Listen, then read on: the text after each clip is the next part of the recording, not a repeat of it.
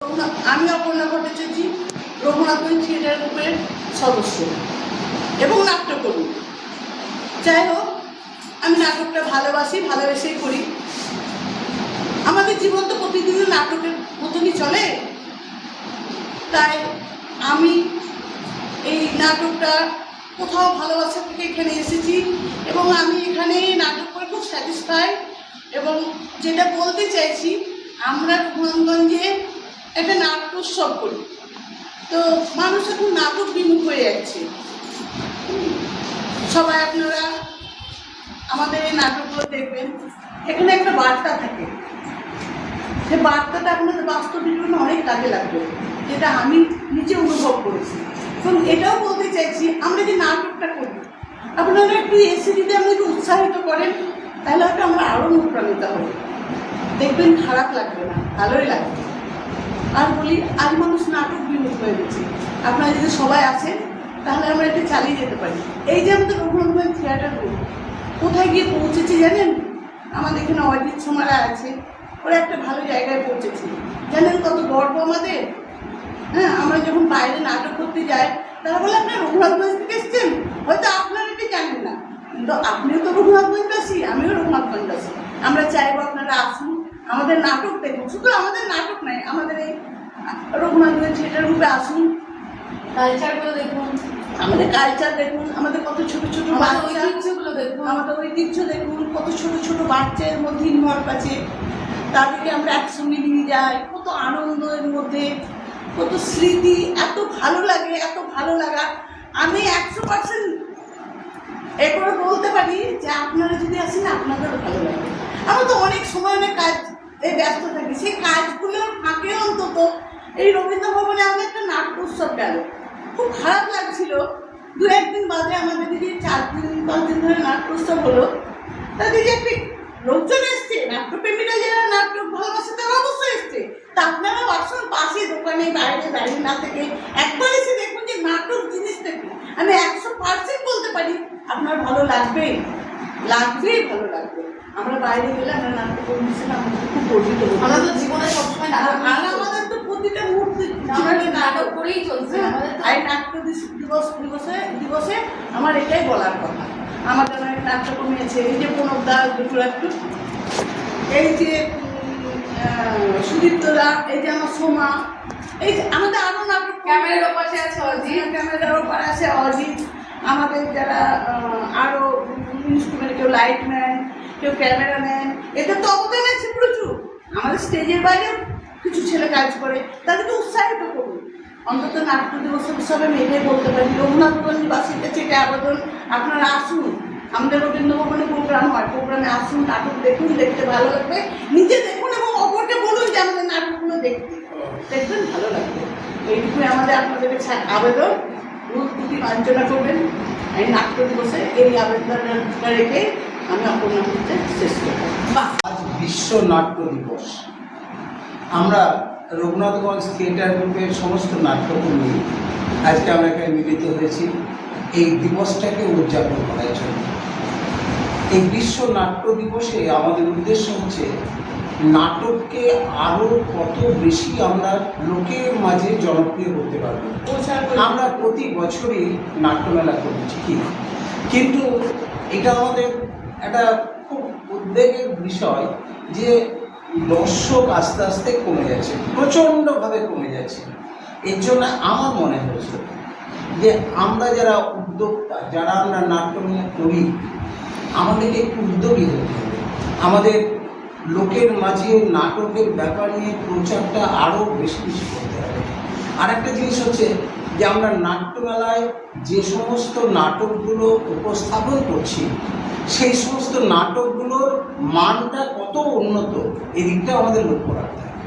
কেননা নাট্যমেলায় যে নাটকগুলো পরিবেশিত হবে, সেই নাটকগুলোর মান যদি উন্নত না হয়, তাহলে দর্শক কিন্তু এই নাটক বিমুখ হয়ে যাবে, নাটক দেখতে আসবে না। কাজে আমাদের সবগুলোই লক্ষ্য রাখতে হবে। আমরা বিভিন্ন জায়গায় নাটক করি, আমরা সর্বত্র দেখছি একই পরিস্থিতি, নাটকে দর্শকের প্রচণ্ডভাবে অভাব। এবং অনেক সময় লক্ষ্য করছি যে যারা উদ্যোক্তা, উদ্যোক্তা যেন কোনো রকমে নাট্যমেলাটা শেষ করতে পারলেই বাঁচেন, এইরকম একটা ব্যাপার। তাদের লক্ষ্য থাকছে না যে নাটকের দর্শকের উপস্থিতি কীরকম হচ্ছে। কাজে আমাদের এই নাট্য দিবসে, এই বিশ্ব নাট্য দিবসে আমাদের সকল নাট্যকর্মীদেরকে এই ব্যাপারে লক্ষ্য রাখতে হবে যে আমরা নাটকটাকে কীভাবে জনপ্রিয় করতে পারি। আর একটা জিনিস, আমরা এখানে রবীন্দ্রনাথ থিয়েটার গ্রুপ আমরা নাটক করছি। আমরা চাইব আরও সব যারা আশেপাশে আছে, যারা নাটক ভালোবাসে, তারা আসুন, আমাদের এই নাটকের দলে যোগদান করুন। আপনারাও নাটকে অভিনয় করুন, অংশগ্রহণ করুন, নাটককে আরও লোকের মাঝে জনপ্রিয় করুন। কারণ নাটকটা হচ্ছে সমাজের দর্পণ।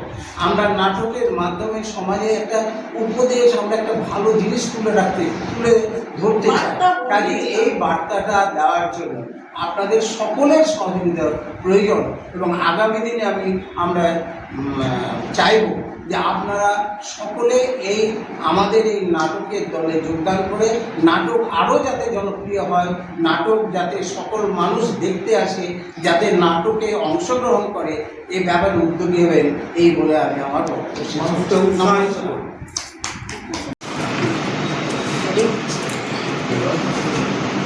আজ একটা প্রশ্ন আছে, একটা সহজ প্রশ্ন, কিন্তু উত্তরটা খুব কঠিন। রাস্তায় একটা মেয়ে ভয় পায়, নিজের চারপাশে তাকায়, নিজেকে সেফ মনে করে না, দোষী কে? বাসে দাঁড়িয়ে থাকে, কেউ তার দিকে অদ্ভুতভাবে তাকায়, সে অস্বস্তিতে পড়ে, দোষী কে? রাতের বেলা বাড়ি ফিরতে ভয় পায়, নিজের ফোনটা শক্ত করে ধরে রাখে, দোষী কে? তুমি বলবে ওই লোকটা দোষী, ওই ছেলেটা খারাপ। ঠিক আছে, ঠিক আছে, আমি মানছি ওই লোকটা দোষী, ওই ছেলেটা খারাপ করেছে, কিন্তু আমি কি একদমই নির্দোষ? যখন বন্ধুরা হাসাহাসি করে, কাউকে নিয়ে বাজে কথা বলে, তখন আমি কি করি? তখন আমি চুপ থাকি। সোশ্যাল মিডিয়ায় যখন কোনো খারাপ কমেন্ট দেখি, তখন আমি স্ক্রল করে চলে যাই। কারোর সাথে অন্যায় হলে আমি কি সেখানে দাঁড়িয়ে বলি এটা ভুল? না, আমি শুধু দেখি আর চুপ থাকি। তাহলে বলুন, আমি কি একদমই নির্দোষ? না, আমিও দোষী। কারণ আমার নীরবতা তাদের সাহস দেয়, আমার ভয় তাদের সাহস জাগায়, তাদের শক্তি বাড়ায়। আমি কিছু না বললে তারা আরো বেড়ে চলে। কিন্তু আর না, আজ থেকে আমি বদলাবো। আজ থেকে যদি আমার পরিচিতি হোক, বন্ধু হোক বা অপরিচিতি হোক না কেন, ভুল করলে আমি বলবো ভুল, স্টপ। আজ আমি একটা প্রশ্ন রেখে যাচ্ছি, তোমরা নির্দোষ তো? নাকি তোমরাও একদিন আমার মতো চুপ থেকেছ? নীরব মানুষও একদিন দোষী হয়ে যায়।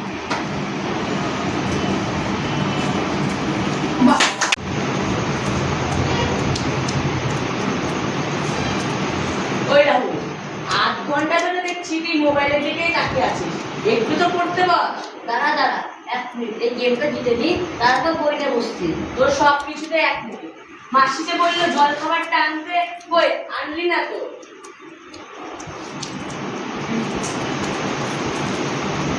বল।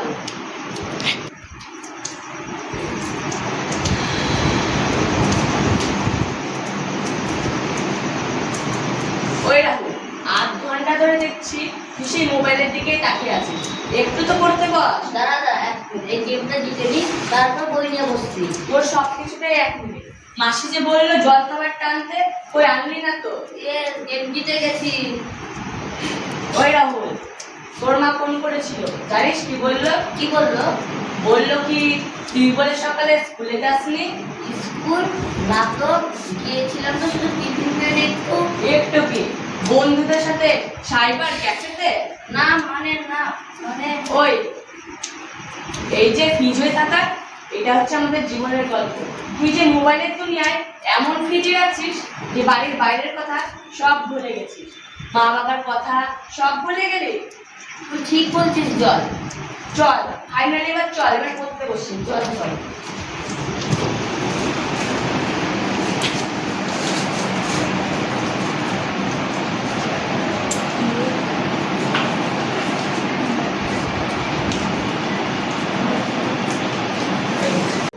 আস্তে আস্তে ঢোকে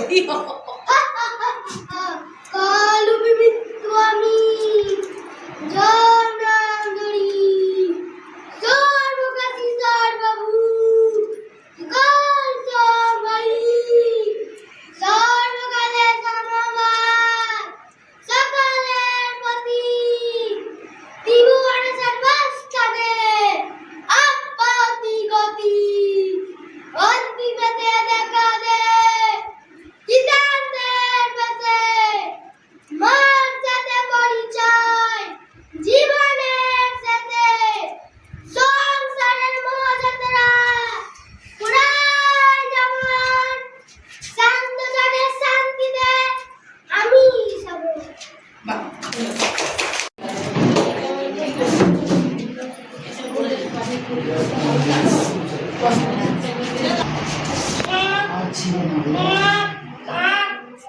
এসো আজ আমরা পাখিদের সম্বন্ধে কিছু কথা বলি। হ্যাঁ চলো চলো, আজ আমরা নিজেদের সম্পর্কে কিছু এসো আজ আমরা পাখিদের সম্বন্ধে কিছু কথা বলি। হ্যাঁ চলো চলো, আজ আমরা নিজেদের সম্পর্কে কিছু কথা বলি। আমি কাক, আমি হলাম চড়ুই। আর আমি কোকিল।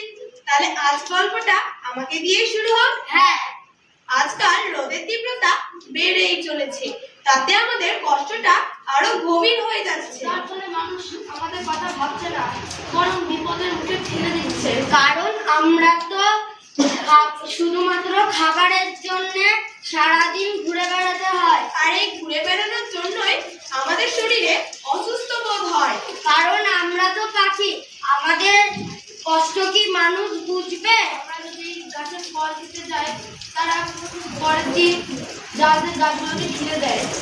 পরিবেশের উপর মানুষ এতটাই অচেতন হয়ে গেছে যে নিজেদের পরিবেশটা আরো বিপদের মুখে ঠেলে দিচ্ছে। ও পরিবেশে অসংখ্য টাওয়ার বসেছে, তার ফলে আমাদের পক্ষে সেটি প্রচুর ক্ষতিকর। তাই সকলের কাছে একটি অনুরোধ, পরিবেশের ভারসাম্য হারিয়ে যেতে দিও না। পাখিদেরকে বিপদের মুখে ঠেলে যেতে দিও না। নমস্কার। আমাদের এই গল্পটা কেমন লাগলো? কাক কাক কাক কাক চিক চিক।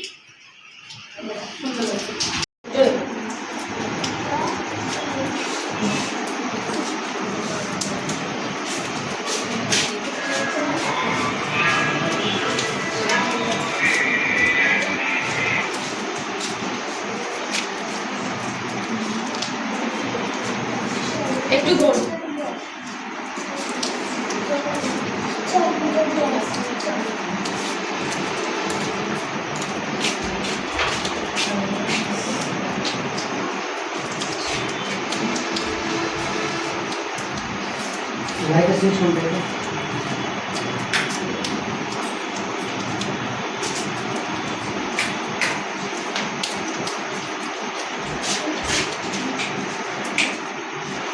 হয়ে গেল? এসেছিস তো? আরে হ্যাঁ রে হ্যাঁ, এতদিন কাজ করছি, একটা বাড়ি চিনতে পারবো না? তোকে কি বাতলিয়ে দিয়েছিল বলতো? আমাকে বলে দিয়েছিল যে সেই ডান দিকের উঠোনওয়ালা বাড়িতেই যাবি। ডান দিক তো এই, আর উঠোনকে উঠোন বলে মিলিয়ে গেছে, তবে তো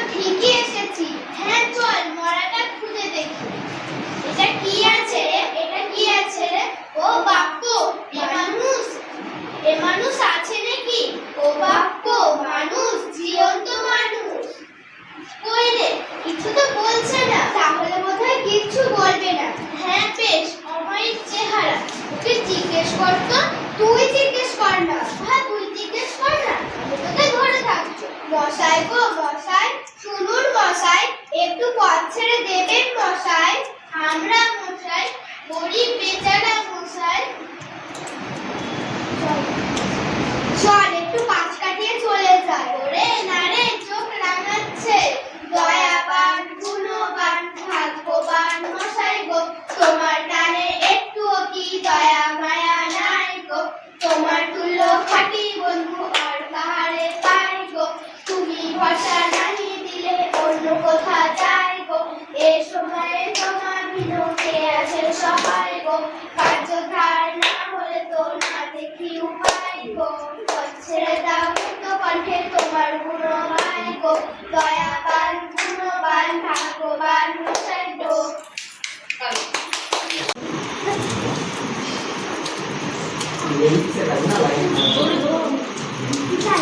ওই গাছের তলায় একটু বসি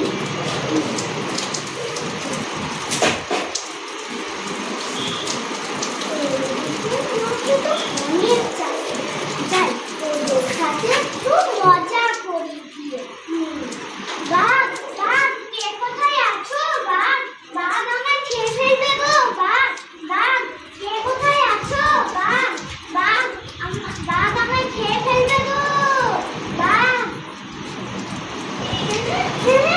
আমি তো মজা করছিলাম বাঘ নেই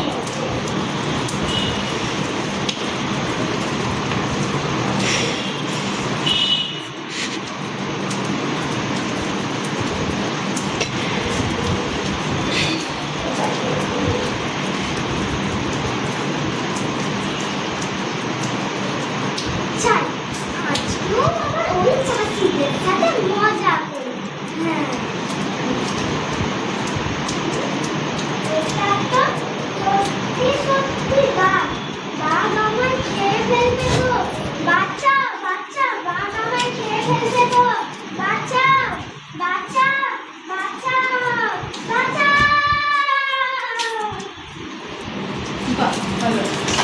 কতদিন পর যে মা ফোনটা দিল, এবার যাই একটু দেখি গা।